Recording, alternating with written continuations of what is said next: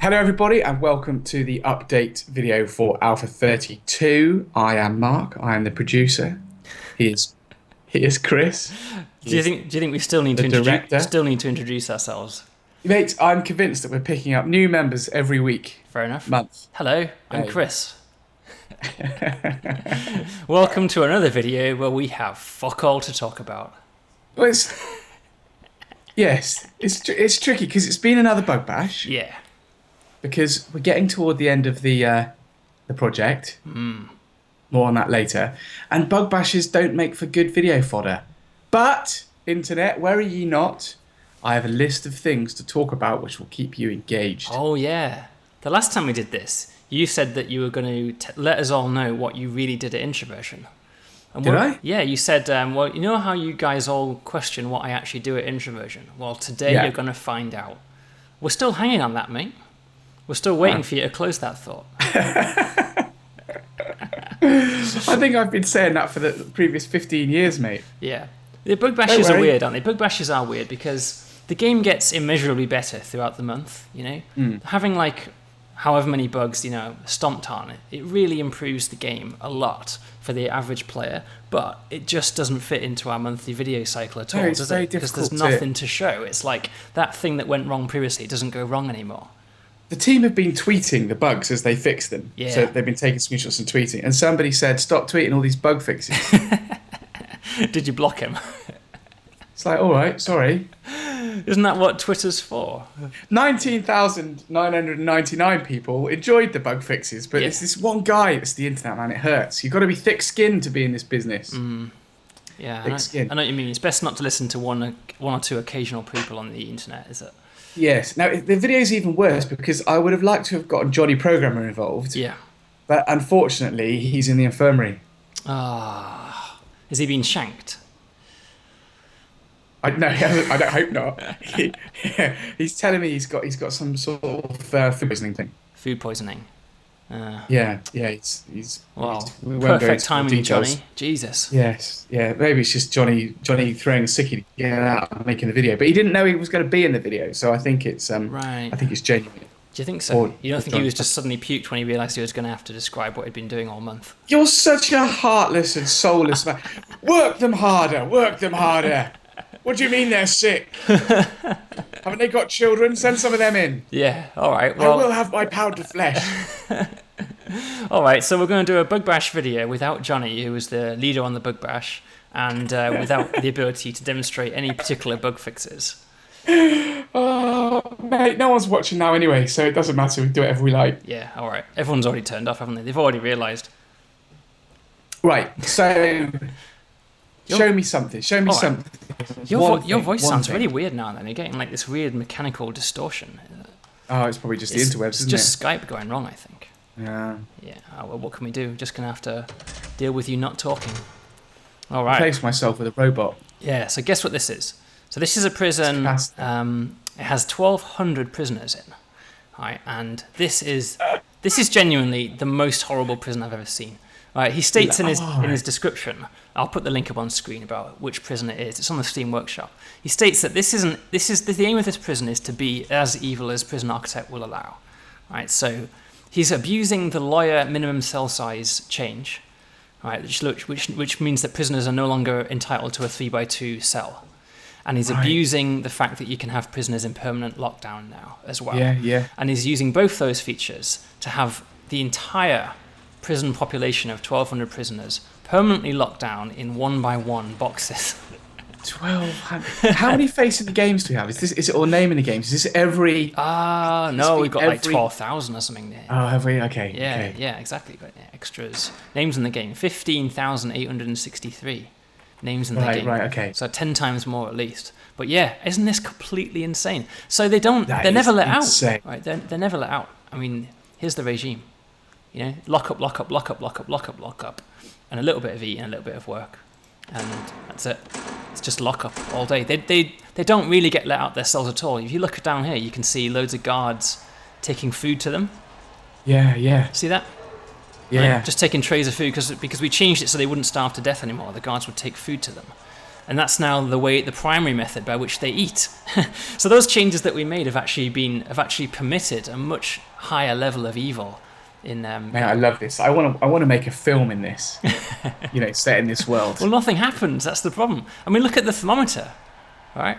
See, it's absolutely maxed out. 1,203 prisoners have serious complaints.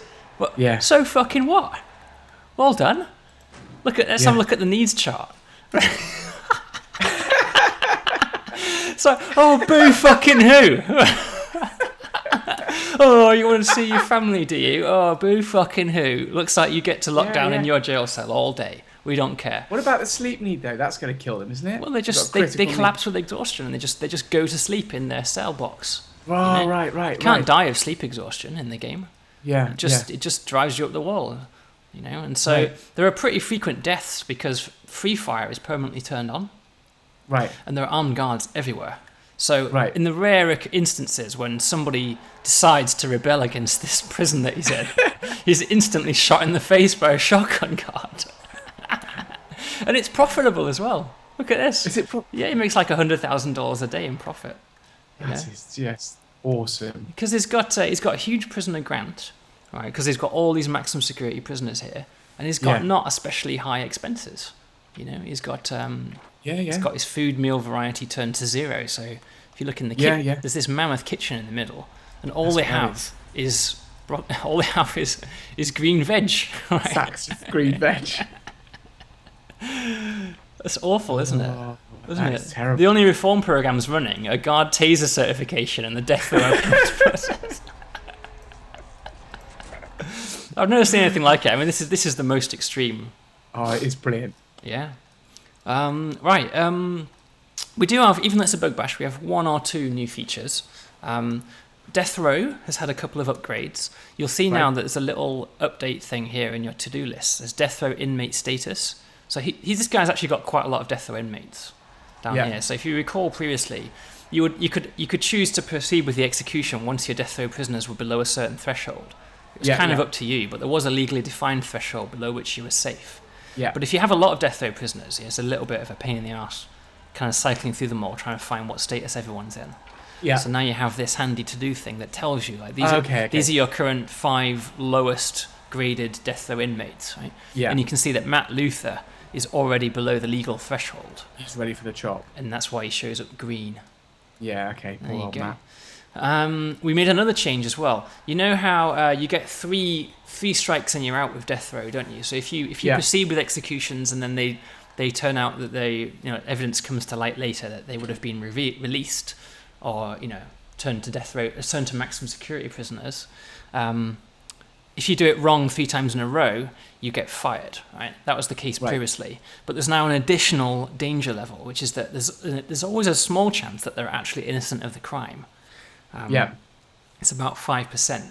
So now if you proceed with an execution and they're above the legal threshold, so it's not a safe legal standing that you're taking, and they're executed, and then it later turns out that they would have passed their appeal and they were innocent, then you're actually fired immediately.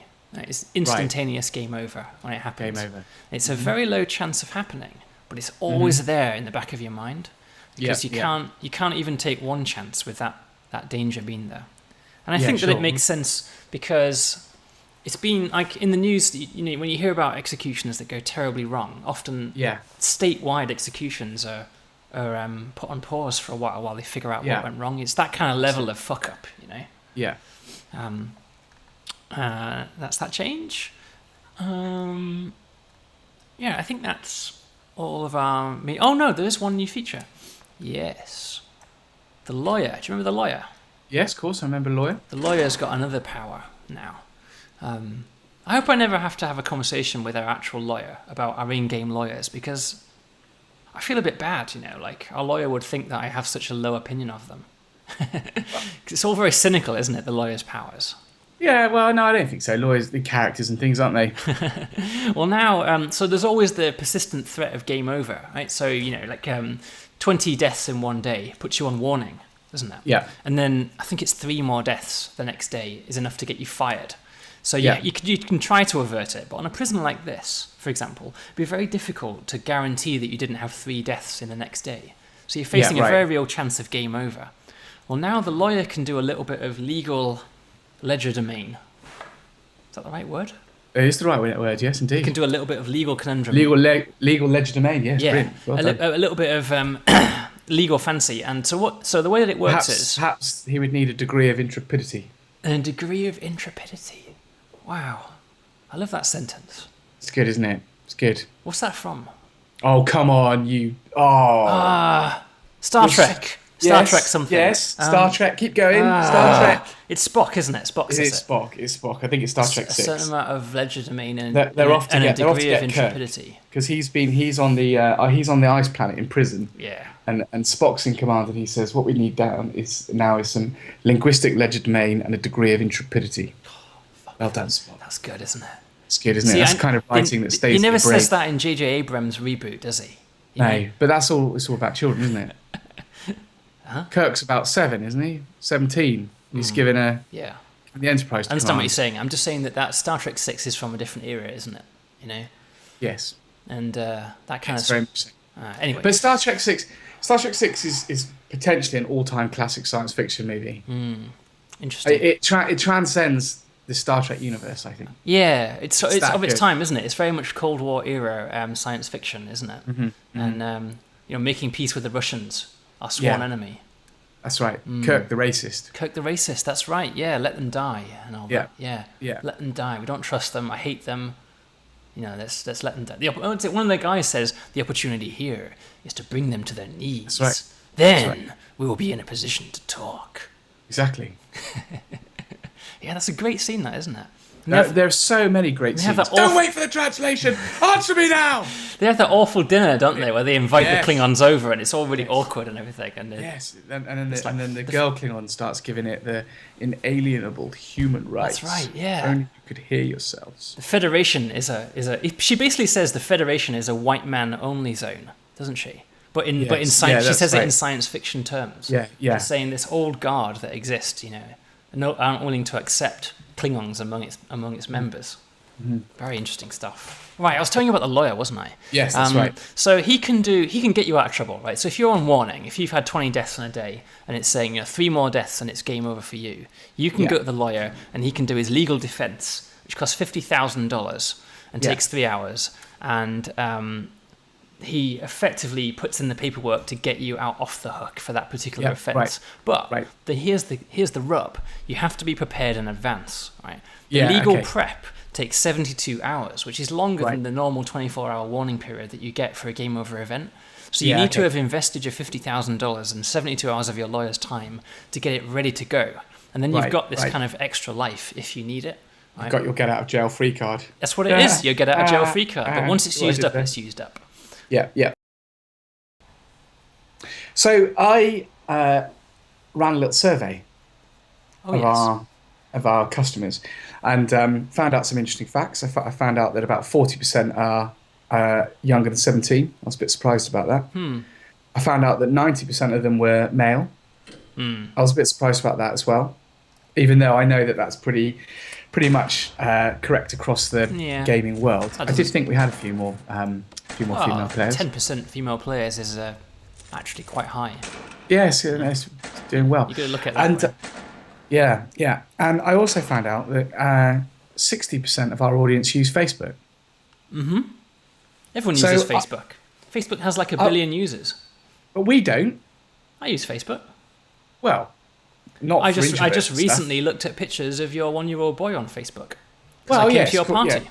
Yes, but I think my wife put those up. Well, there you go. You see, your family uses Facebook, and I read those updates on Facebook. So I think that we should encourage people to follow us on Facebook, and we should use it more to communicate what's going on, because I think that will that will resonate with our audience. And I did see that you've already started doing that, and I saw a picture of your new Apple Watch. That's right. Yes, I'm wearing it now. And I can assume that means only one thing: that I have an Apple Watch. That there's going to be a port of Prison Architect to the Apple Watch. You heard it here first. We're going to do the Prison Architect Watch Edition. Watch Edition. We probably can't call it the Watch Edition. That's probably a trademarked term. The Watch Edition. We need to do the Prison Architect Prison Architect Edition. Wrist edition. You want to explain to me the thinking behind calling something the Its Name Edition? I mean, it's the watch, and then you have the Watch Edition. What the fuck? I don't understand that. The I fuck? don't understand that. Honestly. I don't understand it either. Yeah. So, so that's exciting. And also, I announced on Facebook a little bit more information about Prison Architect's launch. Oh, right. What did you say? I said it's coming out in Q4. So that would be October, November, December. October, November, December. Not going to say when yet. That's exciting, isn't it? Because we don't know how long it's going to take to fix all the bugs. It depends. It depends how long it takes. Yeah, that's fair enough. Yeah, okay. Fix everything. It feels like we're at that stage, doesn't it, in the project? Do you know that August this year represents the 5th birthday of Prison Architect? Oh, that's crazy. I know. And I looked it up just this morning when I was looking around for things that I could say in this alpha video. It's so crazy that it's older than both of our children. Yeah, I know. It predates our entire families, isn't it? When we started work on Prison Architect, none of our 4 children existed. We were 3 men, weren't we? Yeah. Well, and Tom's had a child in that time, and Johnny's had a child in that time, and Alistair's had a child in that time. Yeah. We've had like 10 children in the time it's taken to make Prison Architect. It's like the Godfather. Yeah. Our children. Exactly. It's like it's just been sat there the whole time. Yeah, I looked it up. It was August 2010 was when the first notes was when the infamous notebook on the plane was written. Yeah, brilliant. So it feels to me like that's enough. Yeah. It feels to me like we're coming to that stage in the project. I mean, Death Row that we did last month, was one of the last big things actually, and we've got a couple more, but there's. It's feeling like a finished game now to me. It's just a lot of polish, I think. Lots of polish and a few things that we've got. We've been working on. But it doesn't feel like there's big gaping holes in the simulation anymore. Yeah. Do you know what I mean? Yeah, absolutely. I think we're coming to the end. All of the big feature lists that we were looking at the start, all the ideas that we were coming up with at the start have been implemented now. So yeah, they're all in there. And this kind of prison is possible. This is what we said. Yes, exactly. Yes, I do remember. All the way back at the Resd game show, when we said you're going to be able to build an absolutely horrific prison where your prisoners' needs are ignored and that's right. and everyone's locked up and suppressed and can't do shit. This is it. But it's taken until now for the simulation to reach a level of richness and maturity that it's actually possible for a player to organically build this kind of prison. Able to do it, I know. Do you feel proud? Yeah, I do actually. I really do. Yeah, I do too. I think Prison Architect is a really major project for Introversion. Yeah. It's been a huge amount of fun to make. So everybody, that was a video. I don't know if we can really call it Alpha 32 because we hardly talked about Prison Architect, did we really? Well, there wasn't a lot to say. It's been a phenomenally successful bug bash. But that's it, Normal service will be resumed next month, and so we'll be talking more about the game and less about what Mark and Chris think about movies. I hope you've enjoyed it. If you've not already bought Prison Architect, you can buy it from Steam and our website. Thank you very much. See you in a month. Bye.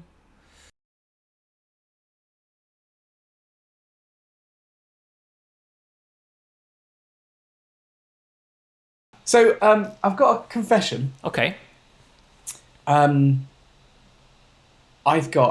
feeling incredibly excited about a film.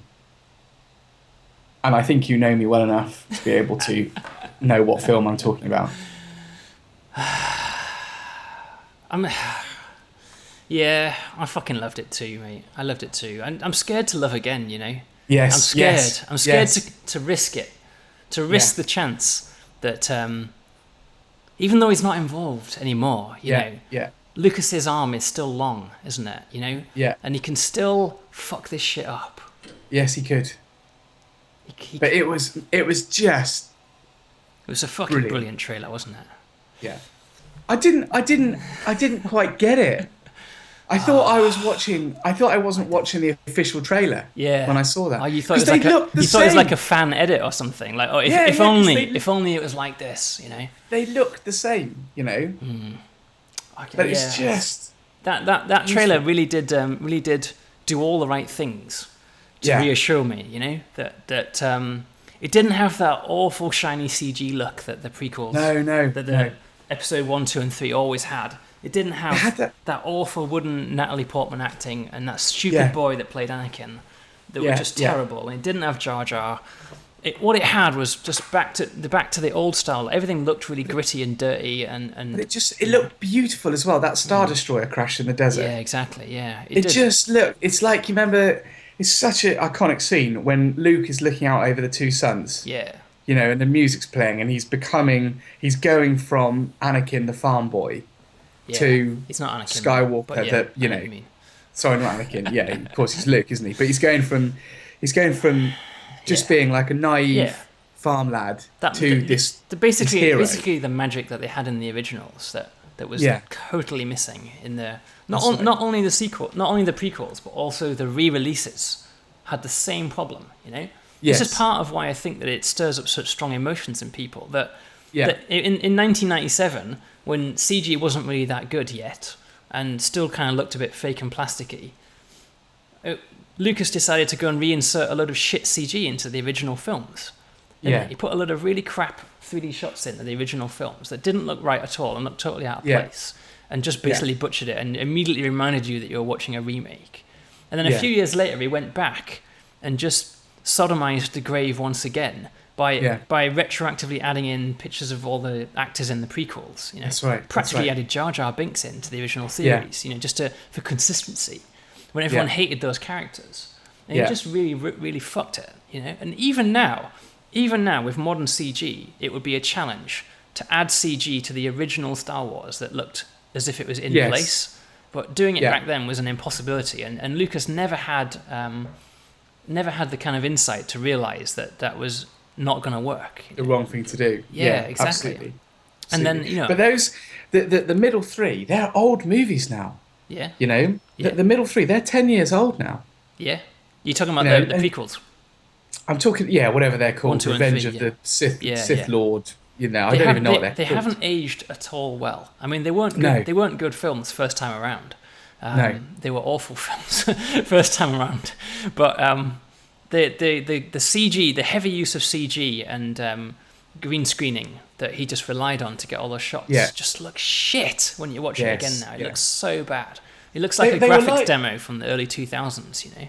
Yeah, they were like the steps that you had to take to get to, I don't know, Avatar or you know, Gladiator or whatever film used CG properly. And it's such a crippling shame that Star Wars was the franchise that was used to take those steps. Yeah, I know. Well, it was only one of many mistakes, though. That was only you could forgive that if the story and the characters were great, like the original Star Wars films. Yeah, that's right. Because the original Star Wars films had some fairly dodgy special effects. Yeah, and some dodgy dialogue and things. Dodgy dialogue, absolutely, yeah. But they was much more kind of it has aged a lot better. Those films have aged a lot better because the effects of things like the opening shot of you know, episode 4, the big Star Destroyer going overhead, never looks shit even now because it was a miniature. Right, and it just looks good. It's a Star Destroyer going over your head. That's what it is. Exactly, that's what it was. And it didn't need to be CG. Right, because it looked perfectly fine as a lit model. Exactly. A big ass model. Look, you can't make it look any better than that. Yeah. You can't all you can use a computer to do with that shot is make it cheaper maybe. Yeah.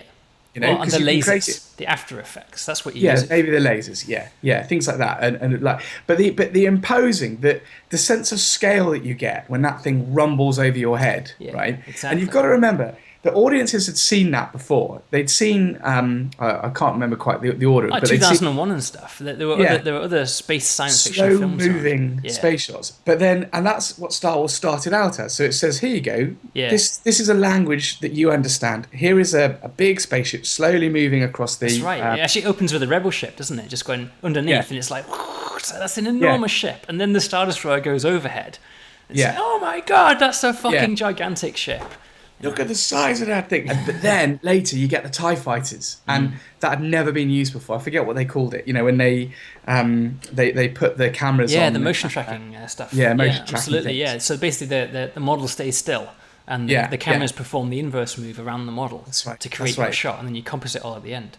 And it's very interesting to me that modern day filmmakers that need to use a lot of effects like Interstellar and the like, actually rely much more on models and miniatures now. And the Lord of the Rings films as well.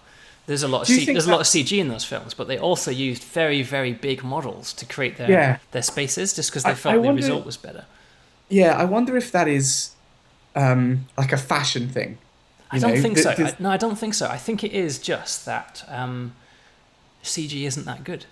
It's very, very difficult to create environments and big things that look big convincingly in CG, and actually filming real models is it's the way to go. Gives a much better result. A scale model, like a 10 to 1 scale model that's been detailed by thousands of artists and stuff. It always looks better. It's not as bad as it was in episode 1 and stuff, where every spaceship looked like it was shiny smooth and had been, buffed to a high sheen. Yeah. The original Star Wars models were covered in shit and dirt, and the lightsabers, all the equipment was all really dirty and grubby, and you kind of forgot that was the look of the Star Wars world. Yeah. And it's I just think that it's something that CG will never be as good at. The models will always be better. Their marketing is working, because I will be in the cinema without my children, without my wife, right? Yeah. When it launches, whatever it is, Boxing Day or something, whenever it launches, I will be watching the premiere of that next. Do you remember when we were students?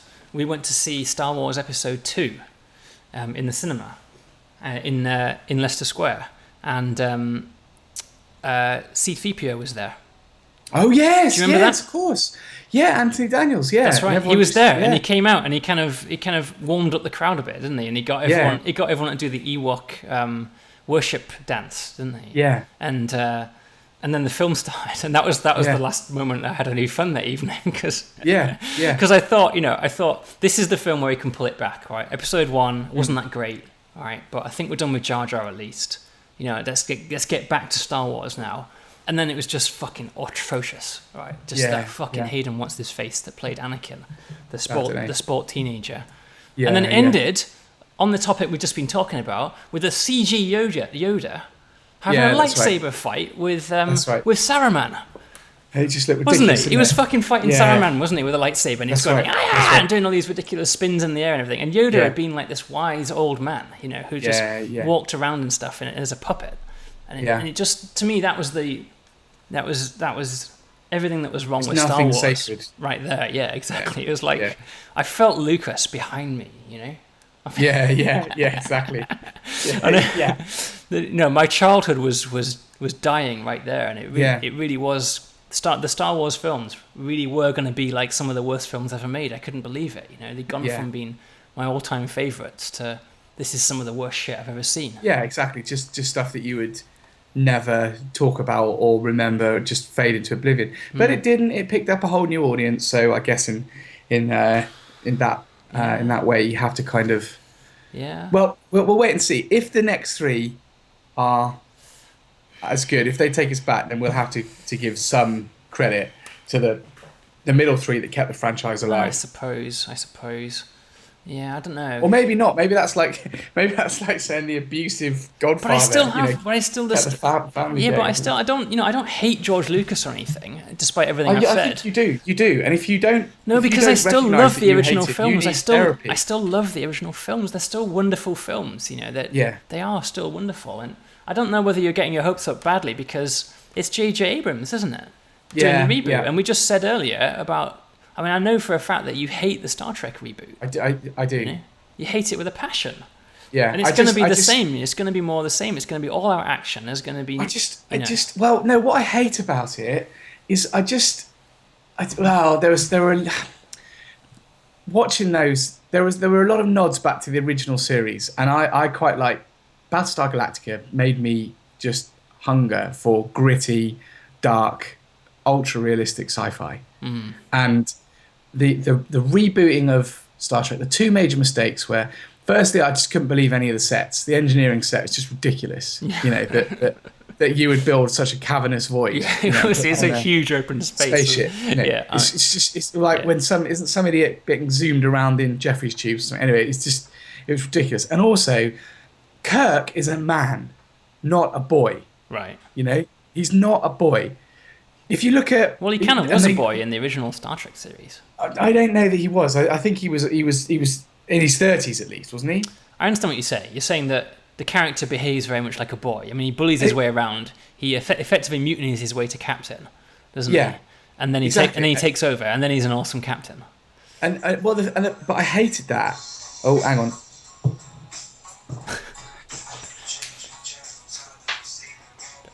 What is that?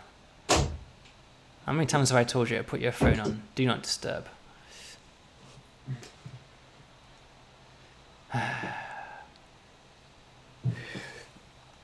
If you think about Top Gun, right? Yeah. Maverick and Goose and Slider, they're all boys, right? Yeah. They're fly jock boys, and they're great at that. You know, they're taking all the risks. They're up there in the planes. You know, they've got a simple job to do, which is, you know, take off and fight the fight. the captain of the carrier is an old man, right? You know, I see. Because he doesn't take all the risks, right? He has to, you know, maintain the fleet. He has to think strategically. He has to have more gravitas, you know. So the guy, he's telling them, "You guys are going to be flying rubber dog shits out of Hong Kong," you know. He's an old man, older anyway. Yeah. And that's where I want Kirk to be. So you're saying that, you know, the Kirk in the reboot is completely unbelievable because he's still a childish, risky boy. They would doesn't give a flying fuck that he's got a 1 in 3 chance of blowing the entire ship up for his operation. Exactly. Starfleet, which is an organisation, a real organisation in the future that we haven't seen in my world, right? It exists. Could never employ that Jim Kirk in that role. Yeah.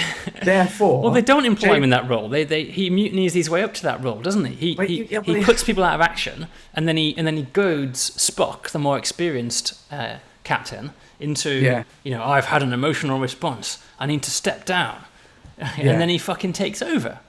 Well, I don't like it. Yeah. I don't like it. The second Star Trek movie I enjoyed a bit more. Because I'd gotten over it. Yeah. Cumberbatch's a good bad guy. You know, he is very Cumberbatch's always good at everything he does, but it's nice to see Cumberbatch not playing an eccentric British genius.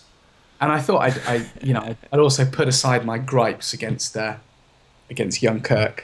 Fair enough. Well, he's a little bit more older and experienced, right? Exactly, he is. Yeah. He is, which is what I want to see.